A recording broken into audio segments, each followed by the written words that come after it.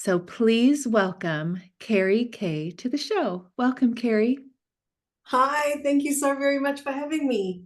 all the way from South Africa. Absolutely, yeah. And I'm in the morning and you're in the evening. It always amazes me. We truly are a global community and it's really beautiful that we can connect with each other all over the world, all times of the day and night. It makes me Amazing. feel like we really are a oneness, we really Yes. are becoming more and more a oneness with each other. Yes. Oh, I love it. Yes. So I saw you on Instagram, and of Ah, course, you caught my attention. And that was probably 2 months ago. And, when I prepare for my podcast, I go very deep. So I have had you booked, which I'm so grateful for, but I hadn't done my deep dive yet. So last week I started doing my Kerry K deep dive, and I was like, oh my gosh, like no wonder she's come into my life at this time because everything is in divine timing, right? I'm so ready for this Kerry K magic. And so I have been looking at your YouTube. I went on your website as I always do. But when I think of how I want to start with you, Carrie, is going back because we all, we look at our childhood and we think, you're a mom of three children. I'm a mom of two, and we're teenage years, and maybe your daughter's younger, but we realize that we chose our lessons along, you look at children now, I'm sure in your mind as a mom, how they chose their life to come to be with you as their mother. But when I look back at your childhood and how you chose to basically like, be sick and in hospitals more than you were really at home at 2 years old to 12, can you explain like how you view, like I know we look at everything as a gift because it's given you this gift as what you are to contribute to this world and this ascension that we're on, and you chose that. But can you tell everyone your story because I love it. yeah. It's a wild story, because people often ask me the question like, when did you wake up? When was your awakening? And I didn't really remember ever having an awakening because for as far back as I could remember, I was there. I was on the other side of the veil, somewhere between life and death.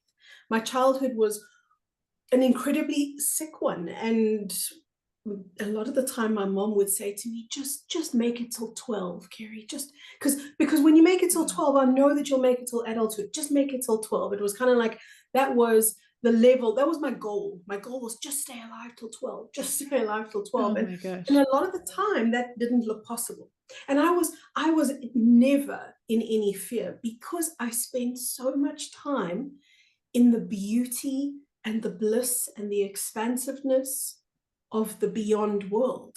I spend so much time there that coming back here every time, that became really depressing. That became really difficult.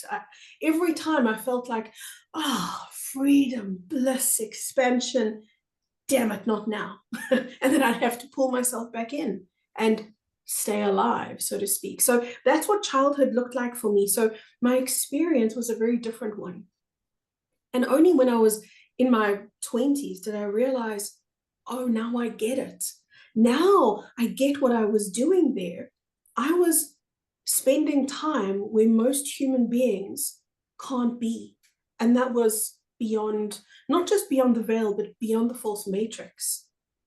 And the penny started to drop for me. And then I realized, people ask me this question as well. They say, how do you know what you know?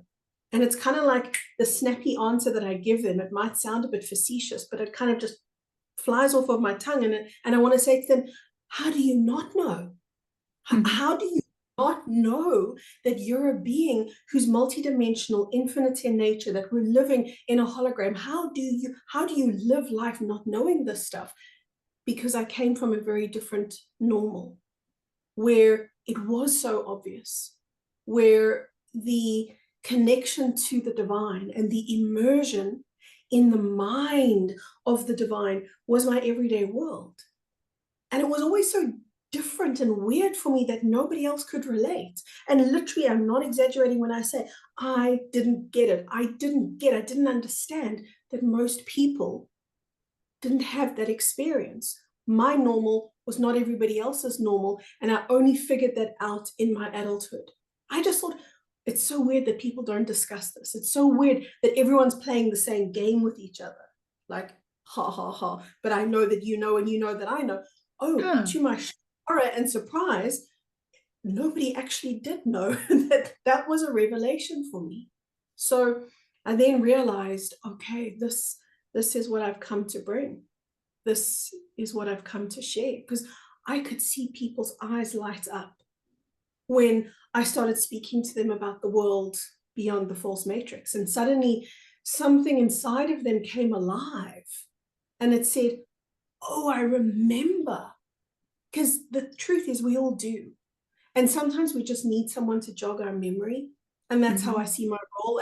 And that's what I see as being the gift of my childhood, is the experience of remembering what I would have forgotten had it not been for that experience of life, death. So, Right. Would you yeah. would you come when you went home from the hospital? Will you share with your mom? Would you tell Oh, her? yeah. Yeah. And for my mom, this was also her normal. That was the amazing thing. My mom was the psychic daughter of a psychic mother.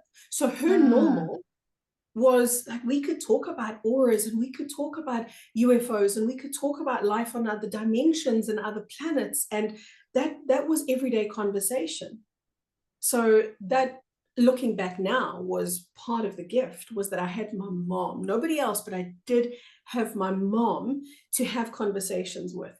Oh, mom, I saw this, and I saw this old relative, and I would describe the relative to my mom, and she'd say, oh, I remember her, she was my auntie so and so, and we would have these brilliant conversations. But yeah, there was nobody else that I could share those conversations with. It was really just me and my mom, until I became an adult and I realized most people hunger to have these conversations. They just don't know the words. right. Yeah. When you have like these, so I realize when you had friends, like you have teenagers now. So Mm. being a teenager and having this knowledge, this awareness that you are living, trying to live a normal childhood life, but then have these friends and they're probably looking at you like you're Yeah. crazy. Oh, 100%. I that was the most confusing time of my life, and I became very reclusive then, because everybody was into boys and the boys were into girls, and life was at such a superficial level that it made no sense to me. And that was difficult. That was really, really difficult, because suddenly, in childhood, there's still an innocence, there's still a vulnerability, there's still an open-heartedness. In the teenage years, it's very much about impressions and putting on a show. At least in my teenage years, that's what it was like. And I fell apart in that world. I couldn't play that game, couldn't relate. So I realized, just be quiet. And so I did. I really retreated into myself. That was my safe place. And I stayed there. I stayed there till early adulthood. Wow. When you say you saw certain relatives and your mom's like, "Oh yes, so when you say you go back to the divine, the Mhm. real matrix, because everything's a Yeah, matrix that I've learned yeah, from you. What do you mean? Will you describe that when what you see? Because you see, because when I'm picturing you describe it, like you see all your relatives, the way that you say women go back to like they're 29 and men like 32 with yeah, looking. yeah, yeah. So look, when I go to that world beyond, there is not one place. You're not going to one destination. It's a multi-dimensional, multi-stop journey. So what that looks like is, at the physical level, this was in childhood. This was my training ground, right? So now I do it without the beginning step, which was in my childhood, very sick body, couldn't breathe, a heartbeat slowing down, all that kind of stuff. So then that's where I would start kind of separating from my body, which was really separating from the false matrix. Now I do that without being sick, and I do that more in a meditative type of space. But that's step one. Step two then is moving just one level beyond the third dimension. So that looks very similar, and that's called 4D. It looks very, very similar to where we are right now. That's where I would see the relatives. That's where I would have interactions. That's where I would notice this is very much like the physical world, but not. I would notice things like, instead of walking in the 4D world or even running in the 4D world, you also had the option to fly. You also had the option. That's why everybody has these stories, right, of flying dreams. My flying dreams were swimming dreams. Other people's flying dreams are like, my husband did it very elegantly. He kind of beamed himself. He would stand still and think of where he wanted to go, and he would beam himself. A lot of people have these memories or dreams, it's the same thing really, of being in a higher dimensional reality where the air felt different. So in 4D, it's kind of like water. The air around us in 4D is very much like a watery world, but it's not a wet water, it's a dry water. So it's got the viscosity of water, right? And that would be my 4D world. So very, very similar to the 3D world, not quite physical, but close. Then I would move beyond that. And that's where it got really, really interesting. As I would move beyond the 4D world into the 5D world, it would start to become more light and more formless and more fluid and more flowing. And I didn't know it, but I just kept going. It just felt like the most natural thing in the world to me. I would go 7D, 8D, 9D, 10D, 12D, until eventually it was formlessness. And that was the full immersion into the mind of God. And that was my favorite place. Wow. I just sat there in oneness, in bliss, in wholeness, in foreverness. And you know what the amazing thing about that place is? Not one thought passes through your mind, not one question. It doesn't even dawn on you to ask a question, because in that state of oneness, you know everything. You're plugged into divinity.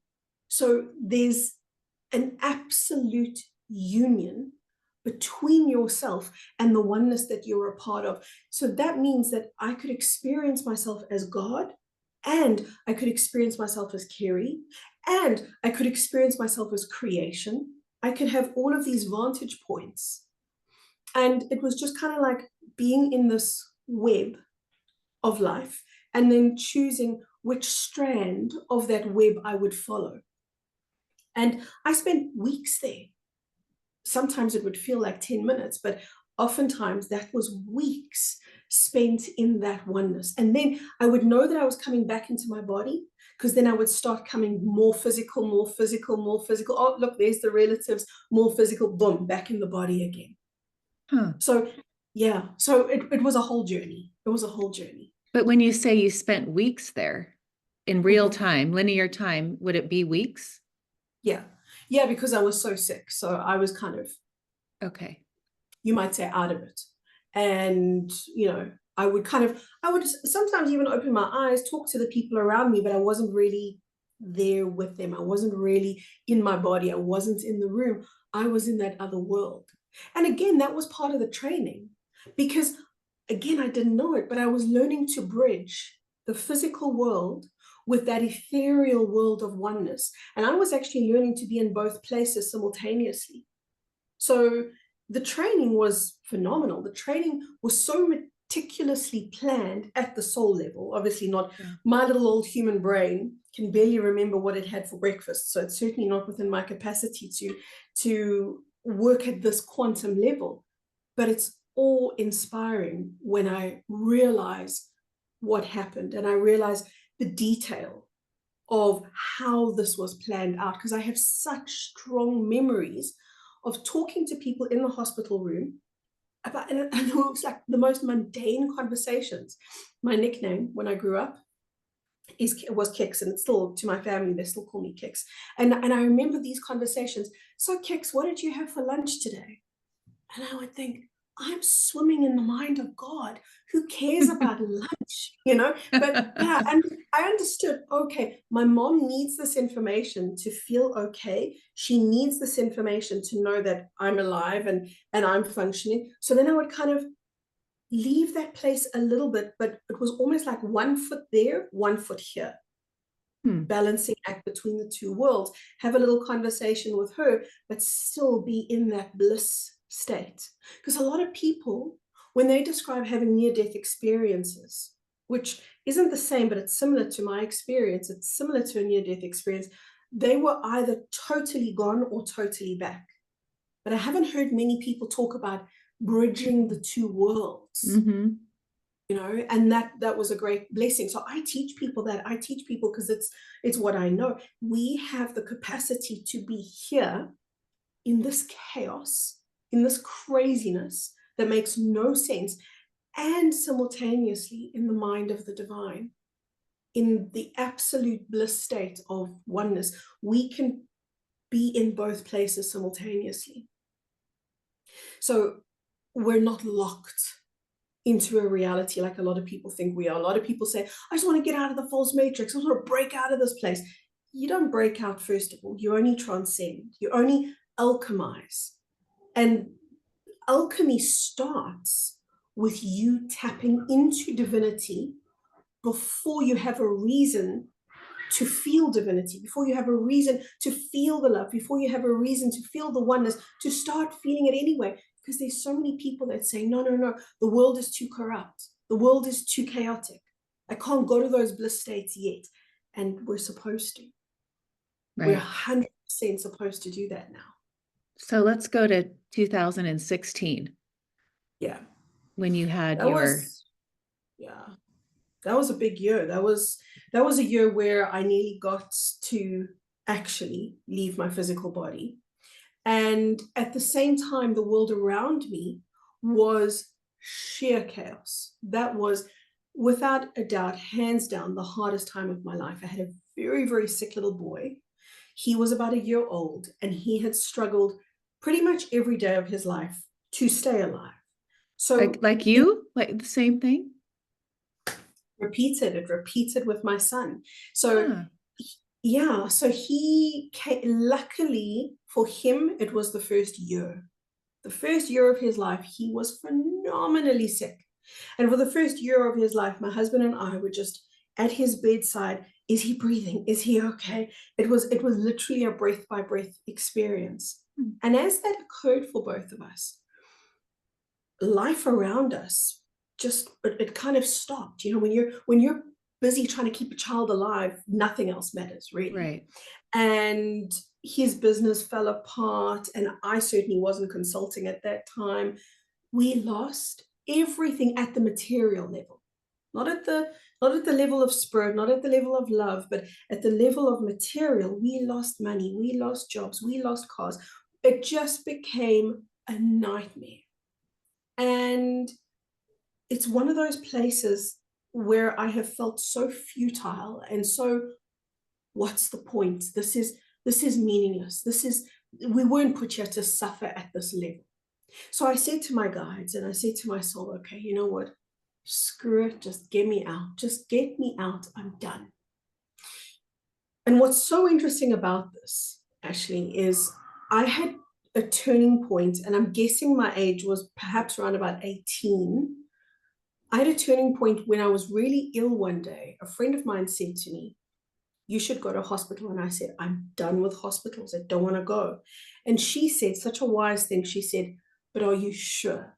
Because my lips were turning blue and I wasn't looking good and I was on death's door. And she said, are you sure? And I said, look, if I die now, I'd be really happy. And she said, but maybe you've got unfinished business. And if you did, you'd have to come back. Are you sure? Are you sure you want to go now and come back again? And I thought, oh, screw it. And I went to hospital and I got better. It was a very similar thing in 2016. I said to my guides, I said to my soul, I'm done. You can yank me out. This is too hard. I am so depleted. I felt like I was dead already. And they said the same thing. Are you sure? Are you sure? Because maybe, just maybe, you're not complete yet. And I said to them, I can't imagine that there's anything left for me to do. And they said, well, are you willing to see? Are you willing to see if there is perhaps something else? And to my astonishment, they took me into a future timeline. And I realized that I was bilocating. I realized what was happening. Okay, they're showing me something in the future. So clearly there's some important event I need to be aware of. And I'm looking around me and everything is just surreal. I'm on planet Earth. I'm Kerry. I'm in this body, but it's surreal. The air feels like I'm breathing in sparkles. It feels like time has stopped. And there's these wafts, almost like, the aurora borealis, Right. but imagine it not in the sky, it's on the ground. So I'm seeing these wafts, almost like these smoky clouds of color, like right at my feet. And I'm going, wow, this is weird. I look around me in this vision. Well, it's more than a vision, it's an experience. So I'm not seeing it, I'm actually in that future time, I'm interacting with it. And I look up at the sky, and that's the dead giveaway. When I looked up at the sky, I understood what was happening. The sky was getting darker because the sun was getting darker. And I knew, oh my God, I'm about to see ascension happen. I knew that's what this is. They're showing me the moment of ascension. So the sky gets darker, the sun almost is kind of sucking its own light in as if it's inhaling. And I know why. I know why it's doing that. It's getting ready to output. It's getting ready to send out the great solar flash, the big ejector of plasma that marks the beginning of ascension. And there's a couple of days that it takes for that darkening process, for the sun to be ready to shoot out that coronal mass ejection.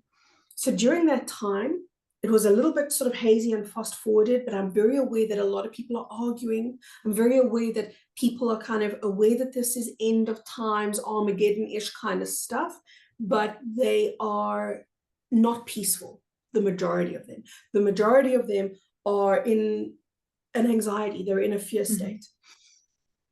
I went home to be with my family, and we were just kind of enjoying the time together. It felt a little bit like Christmas. Felt a little bit like we're celebrating a special moment, guys. None of us were in fear. And there were a lot of people, by the way, that were able to really celebrate the moment, that were able to really kind of enjoy where they were. And the flash came. And as the flash came, everything went dead quiet. And from within me, there was this burst of light. If I didn't know any better, I would have thought that my body had kind of gone into some kind of combustion, because the light was so bright and so intense. And I opened my eyes, imagining that it was going to be too bright to see. And to my surprise, I was in this beautifully lit room, what I thought was a room. It wasn't actually a room. It was, in fact, my plasma light body. That's what that bubble was. That's what that burst of light was. It was my own plasma light body that had just been activated by the solar flash. And inside that bubble, there was me, there was my family, there were my dogs, there was my guides, my mom who'd passed over, my dad who'd passed over. It was a huge, almost like a ship, right?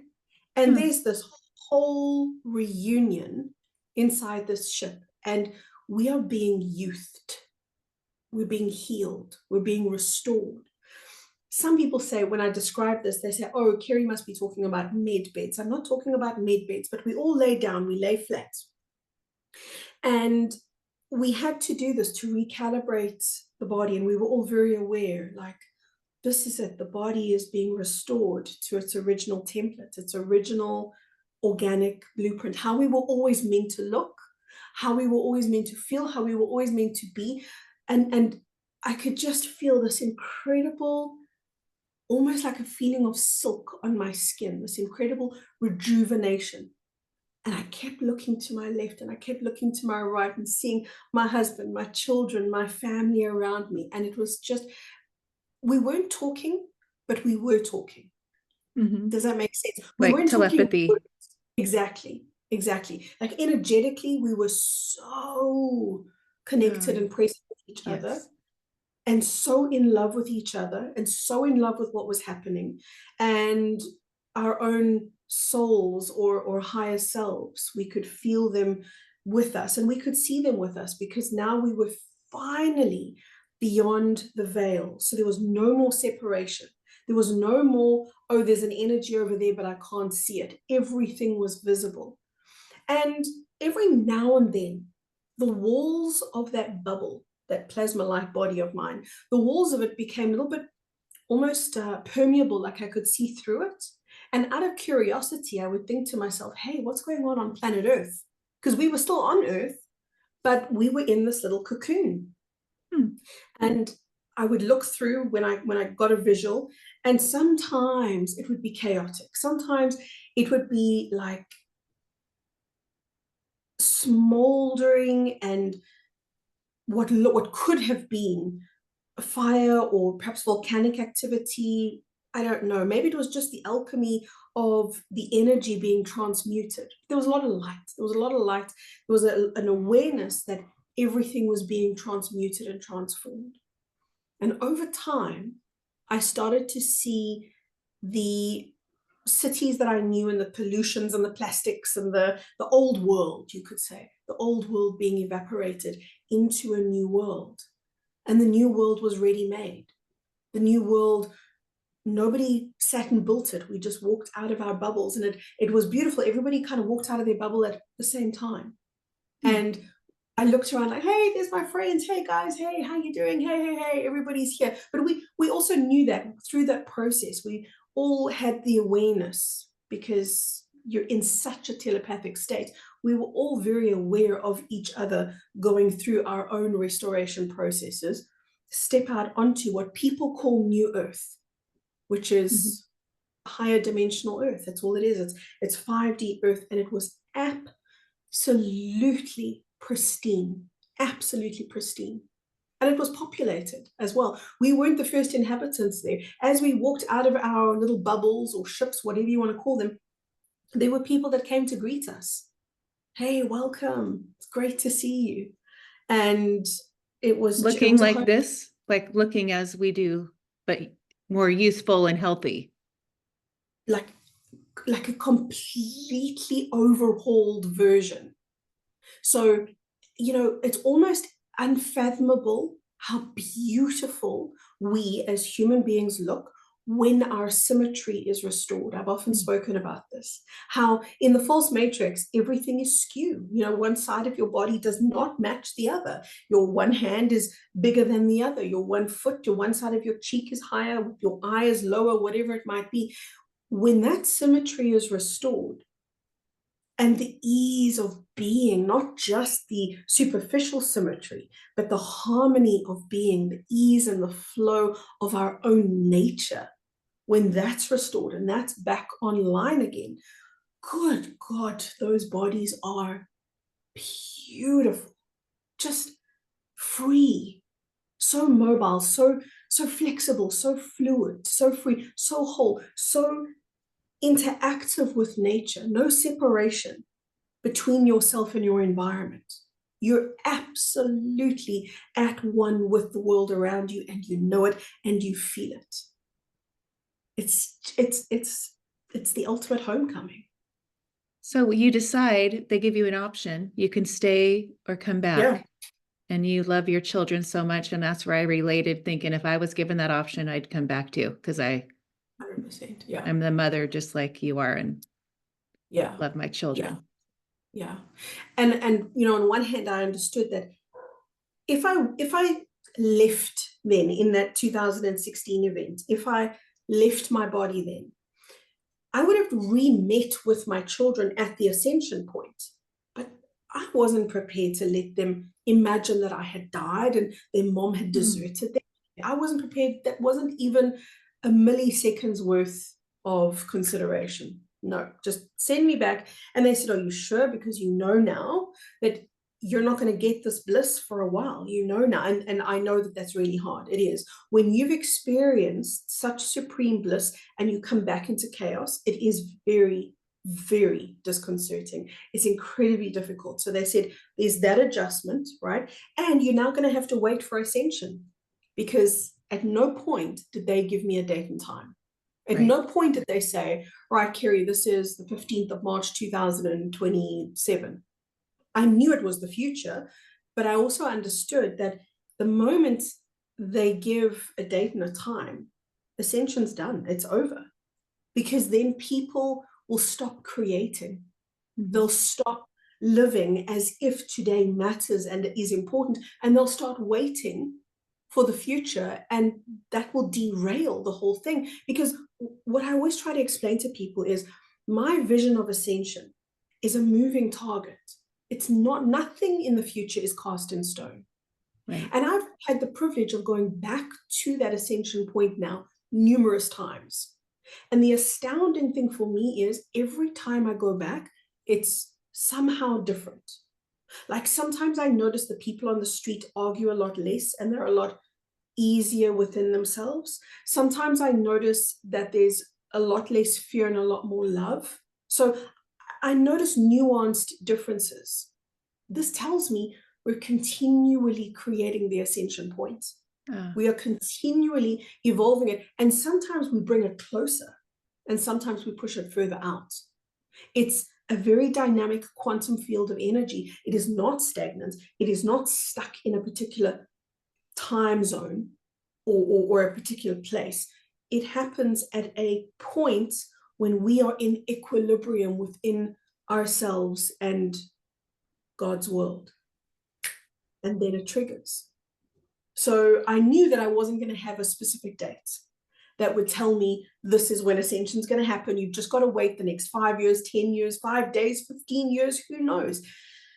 There was an undisclosed period of time that I would have to be in the very painful place called 3D.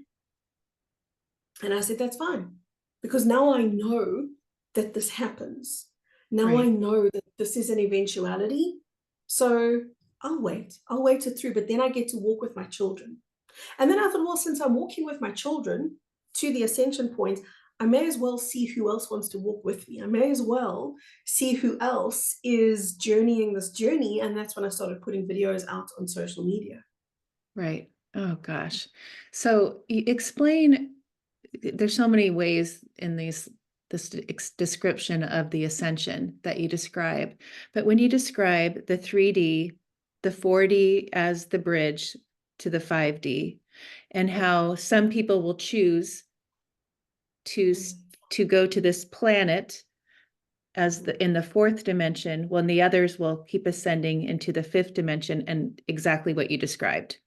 Yeah, exactly. So there will be those people who, when we get there to that ascension point, that at a soul level, they're not done, they're not ready, they're not complete. And a lot of, people often ask me, how do I know if I'm ascending? My answer is, do you feel like you're looking for completion? Does that feel important? Because I hear a lot of people say things like this. This is my last lifetime, they say. This is it. I'm done. I know it. And it's those people that have that sense of knowing, that sense of either I am completing or I really want to complete. Those are the people that already have that inkling that they're moving into the 5D world. There are those people who are like, well, I'm just not done. I don't have what I came to get, and I really want to get it. I really want to still play. And the thing is, we're infinite, right? We're infinite beings. So what's another 1,000,000 years? What's another 1,000 years? To an infinite being, it's small change. So those people who are not ready to move into 5D ascension, they die at the ascension point, because without that plasma light body, that bubble that I spoke about, you're not going to survive it. And animals, just by the way, because I know people always ask this question when I say this, they say, oh, what about the animals? What about the animals? The animals have no problem whatsoever emitting their own plasma light body bubble. No problem whatsoever. Most of nature has no, it's the human beings we need to be worried about. Children and animals, plants, minerals, no problem. For them, ascension is ascension. But those 4D people who are not equipped to emanate that plasma light body, there's nothing to protect them. And that radiation from the sun, that solar intervention, because that's really what it is. The solar flash is a intervention of the sun in our world and therefore in our body.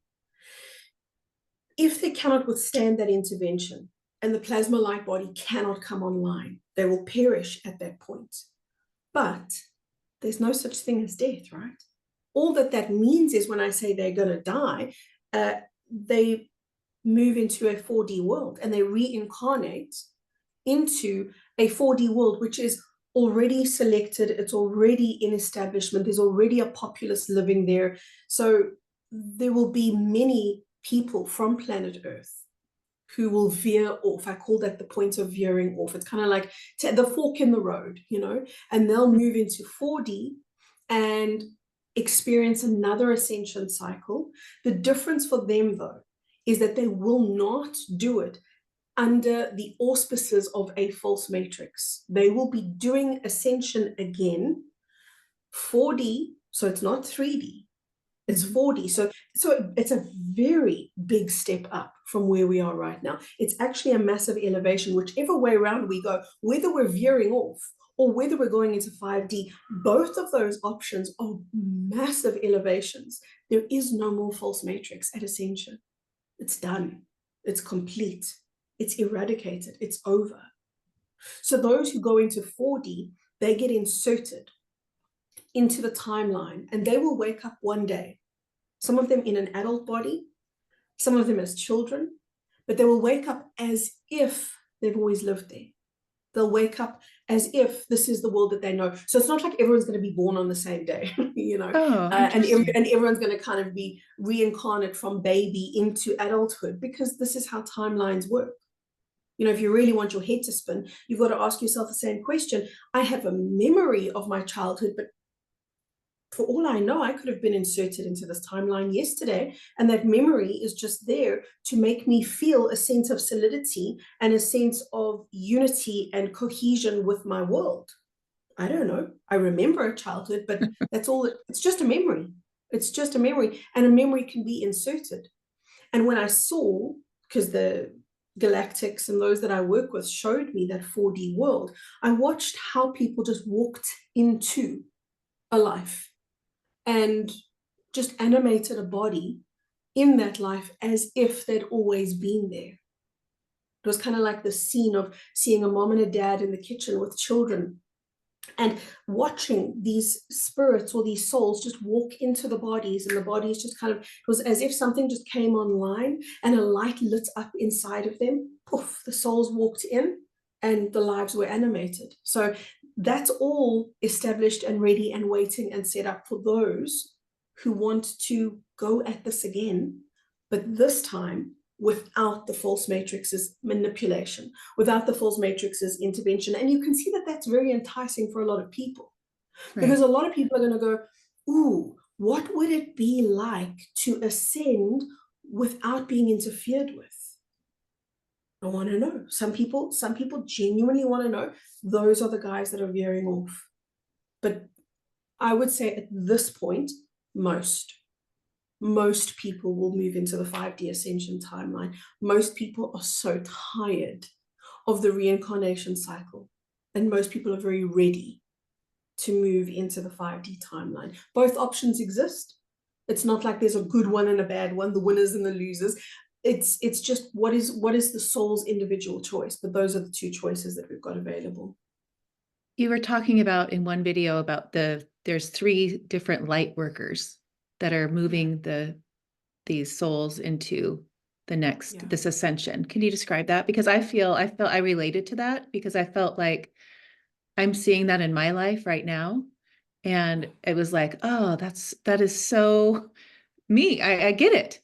That was you spoke to me when you described that. So I thought that was fascinating.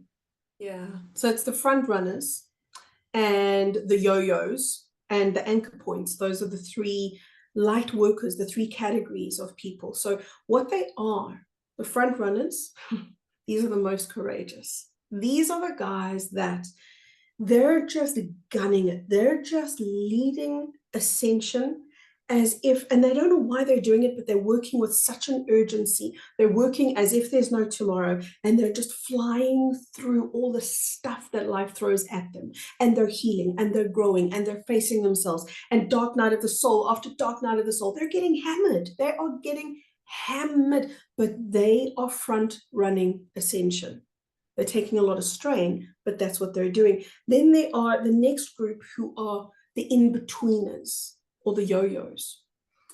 Much like a yo-yo, they go backwards and forwards between the front runners who I've just described and the anchor points. The anchor points are the people who go through ascension and they say, I don't know what everyone's talking about with these ascension symptoms because I got nada. I don't know what everybody's talking about this dark night of the soul story because I'm cool. They're just even keel, they're stable, they're chilling, they're relaxed, life is smooth, life is easy, which is gorgeous. We need those people because they're anchoring light onto the planet.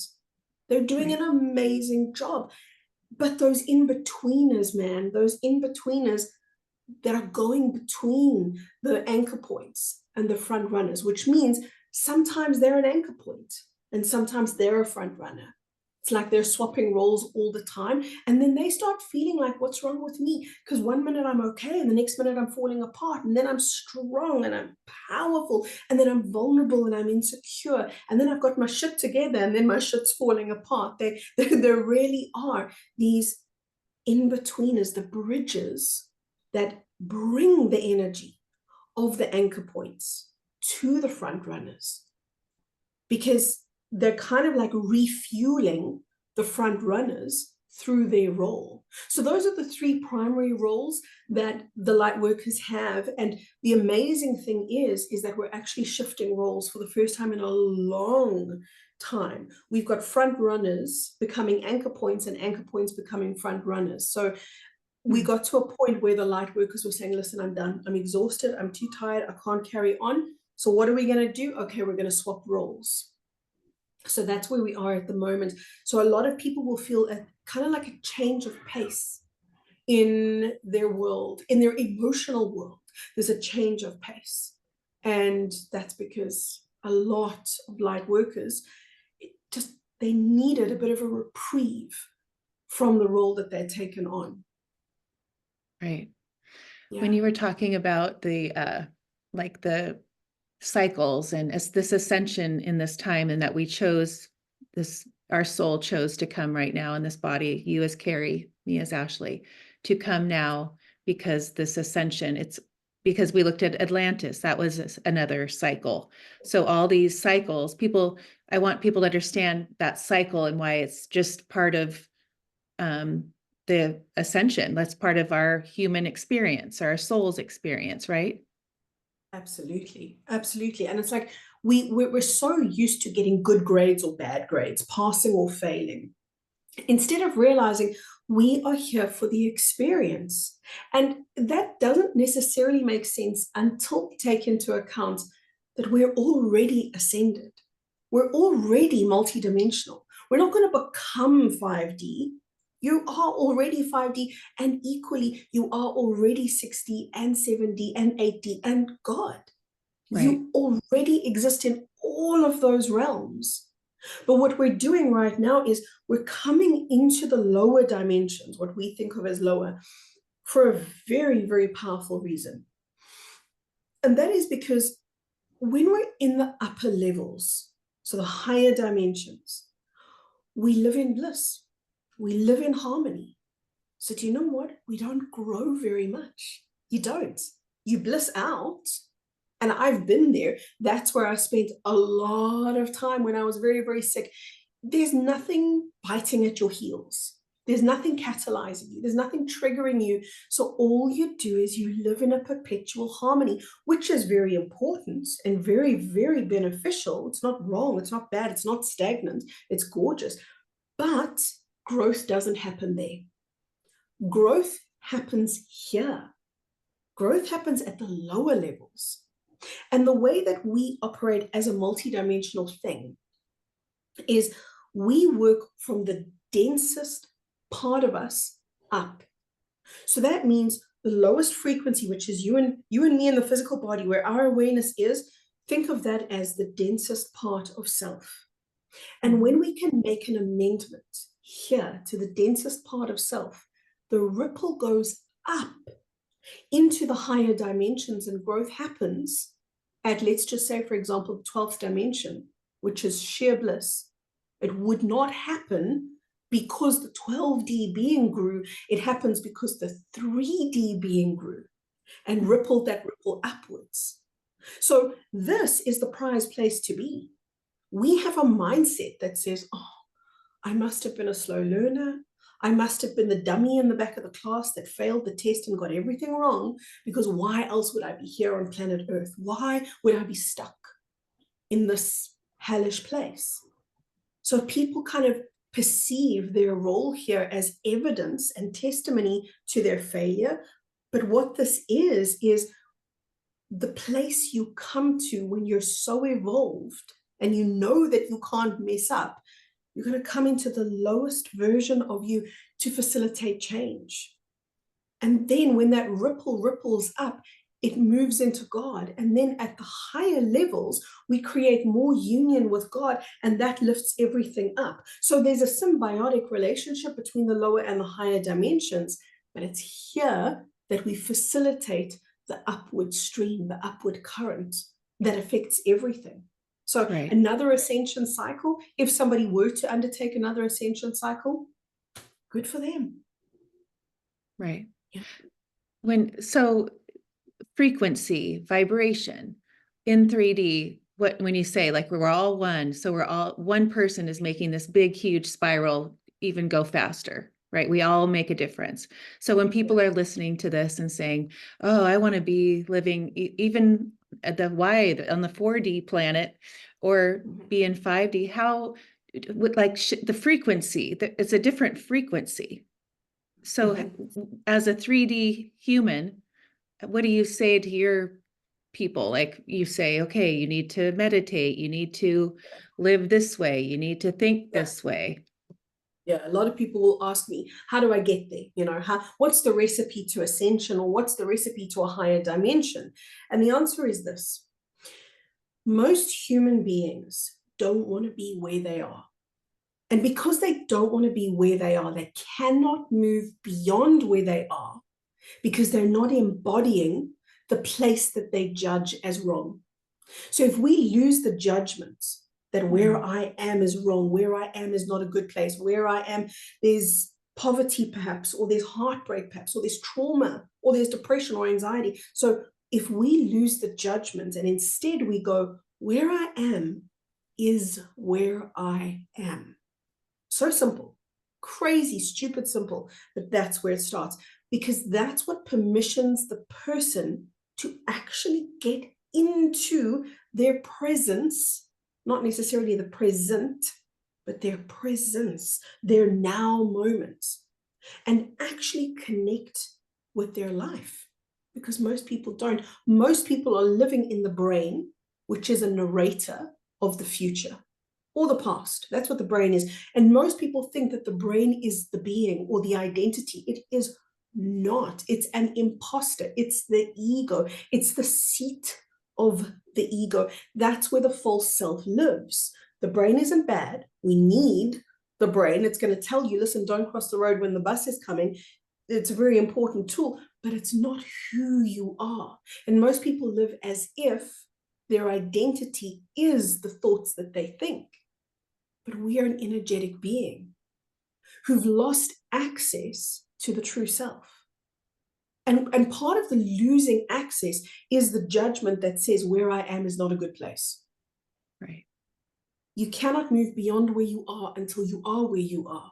So if that takes you years to perfect, take years to perfect being where you are. Learn to accept this is what is. This, I am where I am, and this is what is. Some of the most powerful evolution will come from those statements.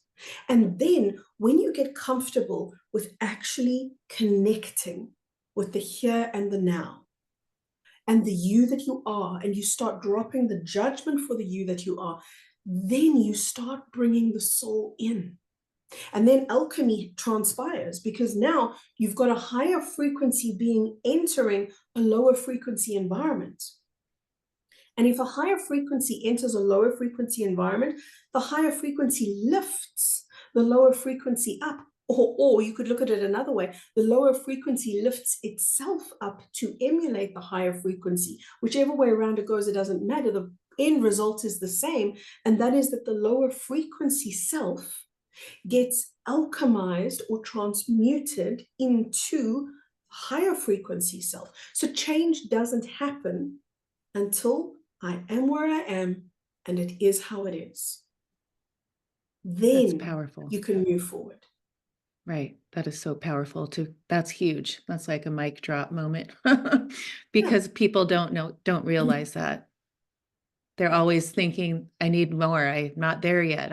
But if they just could be good with where they are. Exactly. And this is the thing that I always try to explain to people is life is not easy, but it's stupid simple. It's insanely simple. And if we learn to speak the language of the universe, we will learn to speak the language of simplicity, not complexity. Complexity is the human language. Complexity is the language of the brain. It's the language of the ego. So we imagine that God's going to speak to us in the language of the ego. No. The universe going to speak to us in the language of the ego? No. When you sit in presence with the universe, all that there is beautiful simplicity, and it feels like open space, and it feels like harmony, and it feels like oneness, and it feels like there's nothing to do but everything to be. Right. And that's who we are in our essence. And the truth is, it's not difficult to return there. It's really not. It's our nature. I think people lose sight of that as well. This shift from 3D to 5D, it's nothing short of a phase shift, in the same way that ice phase shifts into steam, into vapor, into water. The body is designed to phase shift from 3D to 5D. We just haven't seen it done in so many lifetimes. But the point is, it's the nature of the body to do this. The brain is not the part of you that ascends, the body is. And we live as if the brain is going to ascend us. You know, we try and calculate. So how am I going to do this ascension thing? Give me a list. What have I got to do? Let me tick something off every day. Surrender to being in the body, with the body, as the body is. Surrender into that place. And there's a special tool that you use to do that. The tool is called acceptance.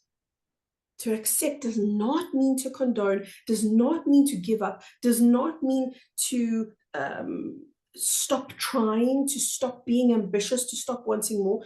It simply means this is how it is. And the moment we drop the struggle, drop the resistance, drop the fight, God happens. Miracles happen. Life gets switched on.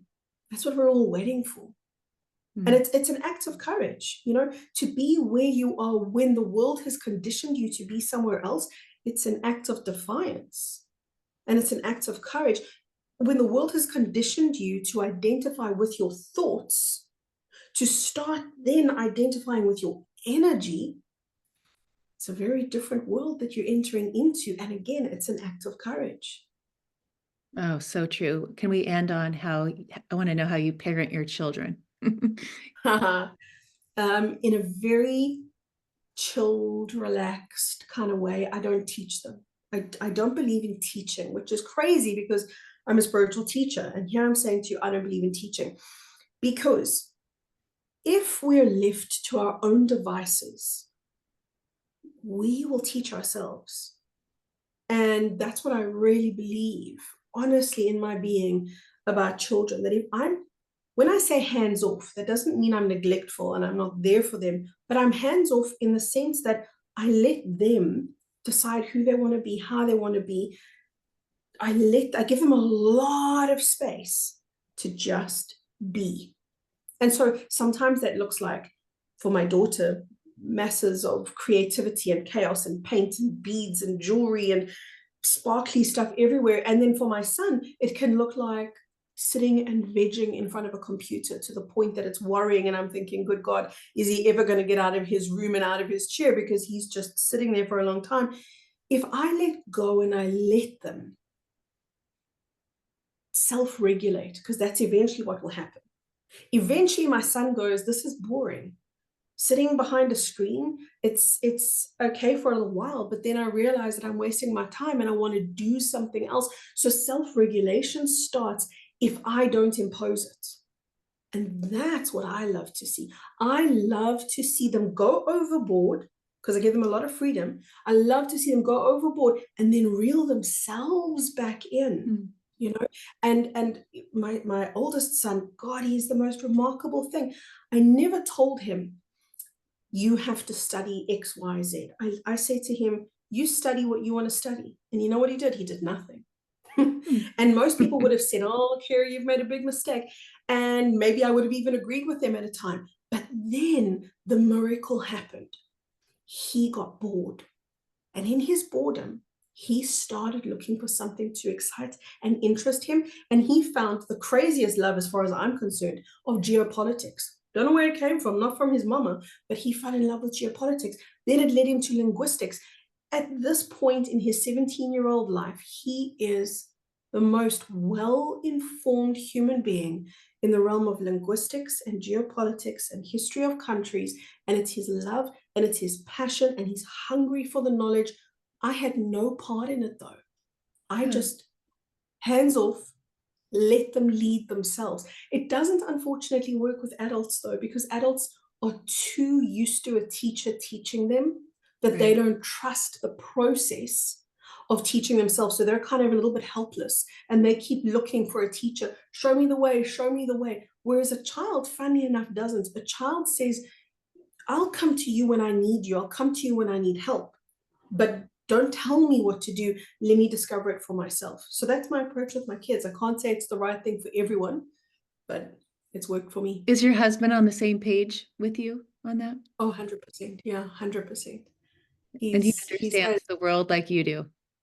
oh yeah, do you know, he's often the muse in terms of where my content comes from. He will so often be the one who says, do you know, you should do a video on blah, blah, blah, blah, blah, blah, blah. And I say to him, sweetie, why don't you do the video? And Ashley, the most camera shy person, I can't even take a photograph of him and he runs away. So he says, no, you sit in front of the camera, I'll just give you the information. So a lot of what I share comes from me and a lot of it comes from him. He is very, yeah. Oh, Yeah. I love that. Oh, Kerry, this has been so fun. Thank you, thank you, thank you for being here at nighttime, and so grateful. I cannot wait to share this magic with the world and what you've done for me in my life, and how my perspective on where I am, oh gosh, what I'm doing, my purpose, my passion, what's inside of me, and now understanding it even more and why it lights up when it does is so much clearer because of you. Wow. I'm thrilled. Thank you. Yes. Thank Oh, you. thank you. Yes. And so to find you, it's kerryk.com with a K, not a C. With a K, the Americans always call me Carrie, like you're carrying a shopping bag. No, it's Kerry with a K, KK. So kerryk.com, and all my offerings and all my info is there. Oh, thank you. And Instagram, go watch her cute face on those videos, her YouTube videos, oh, everything. I've had so much fun just learning so much about you. So thank you. Thank you, my love.